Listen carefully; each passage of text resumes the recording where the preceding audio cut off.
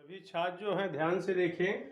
Pythagoras प्रमेय द्वारा किसी समकोण त्रिभुज में कर्ण का स्क्वायर इक्वल लंब का स्क्वायर प्लस आधार का स्क्वायर या सी square equal A square plus B square का निगमन कैसे होता है। आपको ये ध्यान देना चाहिए, आपने पाइथागोरस प्रमेय का सूत्र तो रट लिए हैं कि कर्ण का स्क्वायर इक्वल लंब का स्क्वायर प्लस आधार का स्क्वायर, लेकिन ये कैसे बना अब इसके बारे में बता रहा हूं, तो आप थोड़ा ध्यान से देखिए। तो सर्वप्रथम हम एक स्क्वायर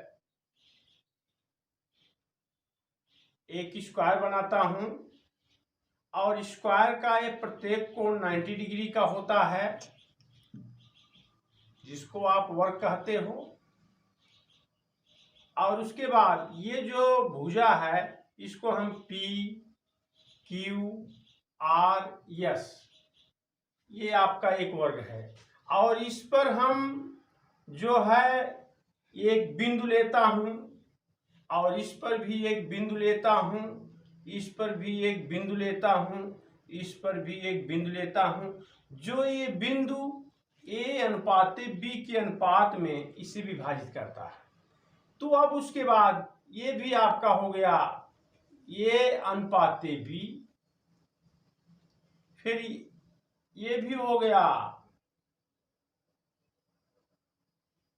ये अनुपात बी, फिर भी ये भी हो गया ए अनुपात बी। ये जो ये है, अब इसके बाद इसको हम मान लेता हूं ए बी सी डी, तो इसको हम मिला देता हूं उसको। तो जब मिला दिया तो ये भी आपका एक वर्ग ही बना, और इसका इस भुजा को, ये भी जो भुजा है इसको हम सी मान लेता। जब ये सी है तो इसका ए भी सी, इसका ए भी सी, इसका ए भी, यहां से यहां की दूरी सब सी है, यहां से यहां की सी, यहां से यहां की सी, यहां से यहां की सी। अब उसके बाद जो है तो इस पर हम, ये आपका त्रिभुज बना, ये आपका समकोण त्रिभुज ही है 90 डिग्री का। तो ये इसका हमको एरिया निकालना है। तो एरिया देखिए इस त्रिभुज का कितने त्रिभुज हैं, 1 2 3 4, 4 त्रिभुज है। तो इन चारों त्रिभुजों का क्षेत्रफल निकाल लीजिए। चारों त्रिभुज, पहला नंबर तो यह है पी क्यू आर एस का क्षेत्रफल, चतुर्वर्ग है ये वर्ग पी क्यू आर एस का क्षेत्रफल। तो आपका यह भुजा का स्क्वायर होगा, इसकी भुजा की लंबाई पी क्यू है, तो पी क्यू में ए प्लस बी होगा, क्योंकि इसकी लंबाई यहां से यहां ए, यहां से यहां बी है। तो भुजा स्क्वायर होता है, यहां पर होता है साइड का स्क्वायर, यानी भुजा स्क्वायर। तो आप भुजा स्क्वायर यहां लिख लिए। तो भुजा कितनी है आपका, पी क्यू है, चाहे आप ले लीजिए आर क्यू ले लो, चाहे एस आर ले लो, चाहे एस पी ले लो। तो ये प्लस बी, यहां पर आप ए प्लस बी लिख दिया, इसका स्क्वायर हो गया। अब इस साइड का स्क्वायर, तो साइड पी क्यू है, पी क्यू का मतलब ए और बी का अनुपात भी है, ये आपका हुआ। तो पी क्यू आर एस का क्षेत्रफल आप इस तरह से लिख सकते हैं। अब उसके बाद जो है, अब यहाँ पर चारों त्रिभुजों का क्षेत्रफल, अब एक छोटा वाला जो ये वर्ग है इसका क्षेत्रफल निकाल लीजिए। तो ये बड़ा वर्ग है आपका, ये बड़ा वर्ग बना है बड़ा वाला। अब ये छोटा वर्ग आपका ए है, ये अंदर वाला, तो छोटे वर्ग का क्षेत्रफल, छोटा वर्ग का क्या है, ये बी सी डी का क्षेत्रफल। तो ये भी साइड स्क्वायर है, साइड इसका सी है, सी, तो भुजा स्क्वायर इसका भी हुआ। तो ये आपका सी का स्क्वायर हुआ, इसकी जगह सी, ये इसका स्क्वायर हो गया, ये हुआ। अब इस चारों त्रिभुजों का क्षेत्रफल, चारों, एक त्रिभुज 2 3 4, चारों समकोण त्रिभुज का क्षेत्रफल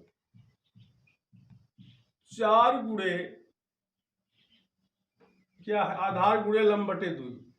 आधार त्रिभुज का क्षेत्रफल होता है, तो ये 4 है तो 4 का गुणा कर दो। अब उसके बाद आधार गुणे लंब बटा 2, ये हुआ। अब आप इसको इसमें 4 लिख दिया। आधार क्या है?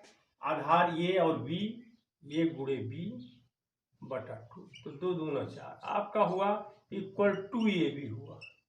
अब उसके बाद प्रश्नानुसार क्या कह रहा है? आप ये जो चारों का क्षेत्रफल है, ये लंबे वाले का क्षेत्रफल है, इसी में तो चारों त्रिभुज भी बना है, वर्ग भी बना है। तो हम लिखते हैं तो बड़ा वर्ग का क्षेत्रफल, बड़ा वर्ग का क्षेत्रफल बराबर, तो छोटे वर्ग का क्षेत्रफल, ये छोटे का क्षेत्र, छोटे वर्ग का क्षेत्रफल प्लस ये चारों त्रिभुजों का क्षेत्रफल,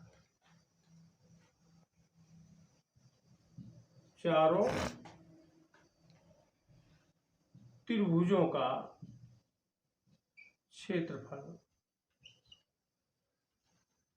अब उसके बाद जो है बड़ा वर्ग का क्षेत्रफल क्या निकाले हैं आप? ए प्लस बी का होल स्क्वायर निकाल लिए।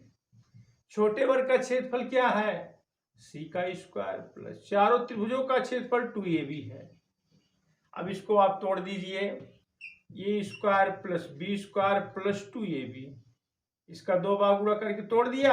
अब उसके बाद सी स्क्वायर प्लस या ए प्लस बी का होल स्क्वायर का फार्मूला रखा। अब इसके बाद 2ab। अब इसके बाद जो है इस तरफ कर दो, A square plus B square plus 2ab, इस तरफ minus 2ab equal C square, A plus minus से ट्रांसफर हो गया।